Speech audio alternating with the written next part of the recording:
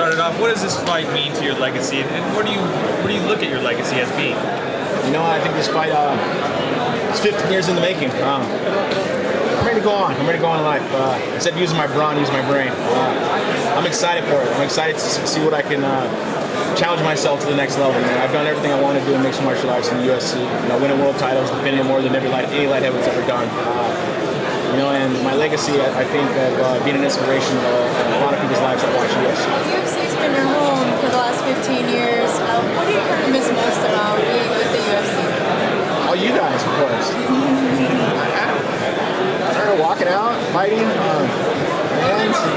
I think it's a mixture of everything. I don't know, I just have such love for fighting. Actually, not for fighting, for competing. I love to compete. I don't like to fight.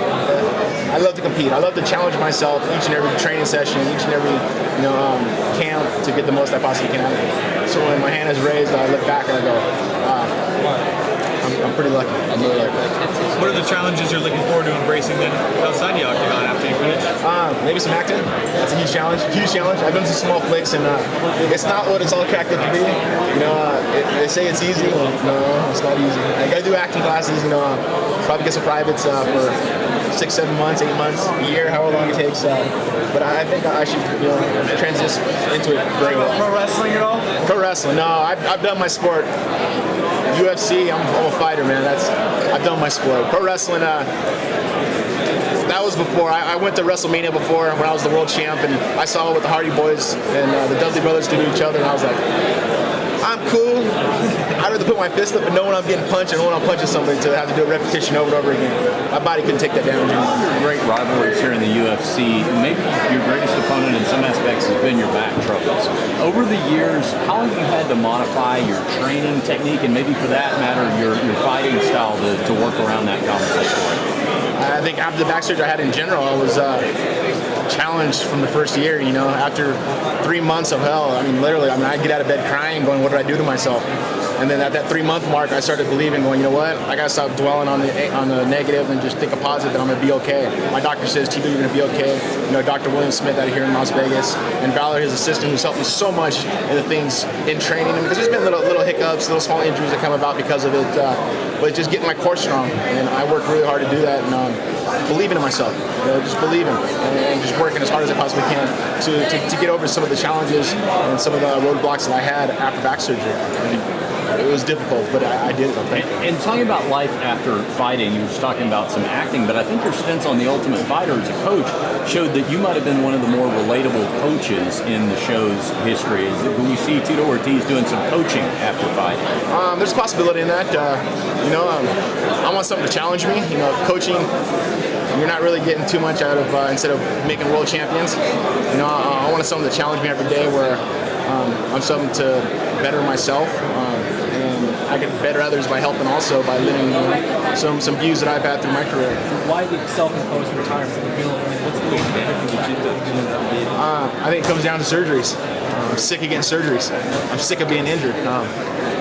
It's challenging. It's people don't understand it until you train, and you know it's 6 days a week, 6 to 7 hours a day. 3 to 4 months at a time. You know, maybe take a month off after a fight, but then get right back in the gym and train again.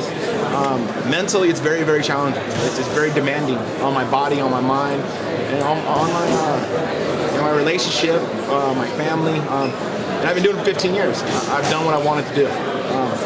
What else do I have to achieve? You know, I've been a world champion. I've been the highest grossed pay-per-view sale.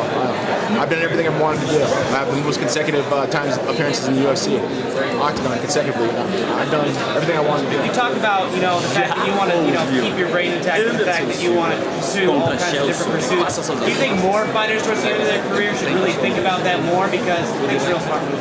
100%. This is the beginning, and I've always said you got to have a plan B. You never know you're going to get injured. You got to have something else to fall back on. You got to find an exit route because you're not going to be able to fight for the rest of your life. And a lot of fighters have noticed that were Hall of Fame guys, former world champions, and they have nothing to fall back on. And they're doing regular work. I've tried to challenge myself in not just fighting, but in all walks of life that I've tried to do. God has blessed me, and I'm thankful. I just work hard every day. I never stop working. You know, when I did The Apprentice, Donald Trump, he told me, he goes, Tito, don't ever stop working hard. He goes, it'll all come in time. Just keep working, keep working, keep working. And 15 years later, and I look at how much work I put in the last 15 years. You know, I did Apprentice almost 7 years ago, and I look back and I'm thankful because I've worked really, really hard to get where I am today. Beef with Ariel Helwani. Who? I mean, what brought that out? What was the story? Usually you're good to all the media. Yeah. Okay, situation was when, who was it? Matt Mitrione said some stuff about Jenna. He instigated the situation even more. When Ariel Helwani wasn't who he was, when he was begging for people for interviews, I was a guy going outside of the small shows doing interviews with him to give him plugs. And for him to instigate the situation against my girlfriend, it becomes personal. Don't mess with my family. I never forget. I hold grudges like no other. And I'll hold that grudge till the day I die. So no burying the hatchet? Nah, for what? Guys like that who just suck off his fighters, become famous, become the next recognition, and you're gonna make fun of a guy who's paved the way for his job to be where he is?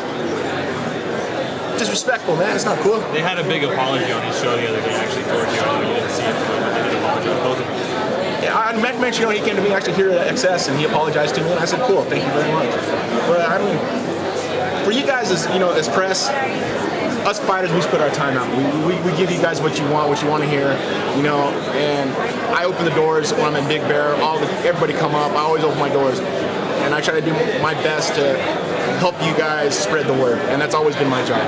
But when someone gets personal, gets into my life, and tries to make it more than what it is, it shouldn't be. It shouldn't be like that. To get more hits on your website, to do that,